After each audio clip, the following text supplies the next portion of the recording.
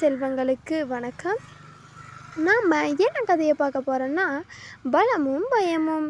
சிங்கம் ஒன்று காட்டு வழியே நடந்து வந்து கொண்டிருந்தது. அதற்கு சேவல் கூவும் ஒலியை கேட்டால் போதும், மிகவும் பயந்துவிடும். நான் காட்டரசனாக மிகுந்த பலத்துடன் இருந்த என்ன பயன்?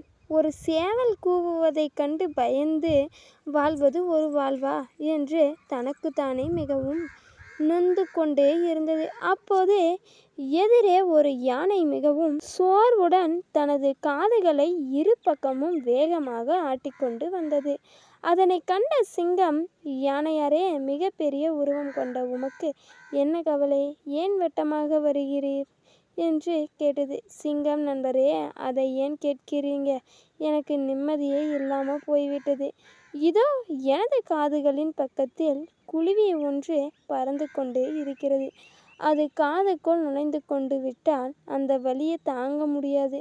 அந்த குளவி காதிற்குள் நுழைந்து விடக்கூடாது என்று கவலையுடன் காதுகளை ஆட்டிக்கொண்டே வருகிறேன் என்று கூறியது. யானை எத்தகைய வல்லமை உள்ள உயிருக்கும் கூட அதுக்குன்னு ஒரு கவலை நிச்சயம் உண்டு.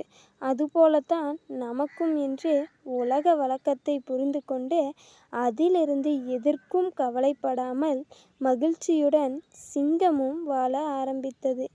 பயம், பலவீனம் இரண்டும் மனிதர்களுக்கு விலங்குகளுக்கும் பொதுவானது. இந்த சேனலை பிடிச்சிருந்தா சப்ஸ்கிரைப் பண்ணிக்கோங்க, கூடவே ஒரு லைக்கும் போட்டுக்கோங்க. அப்போ தான் நாங்கள் போடுற வீடியோ உங்களுக்கு வந்து சேரும் செல்லுங்களேன்.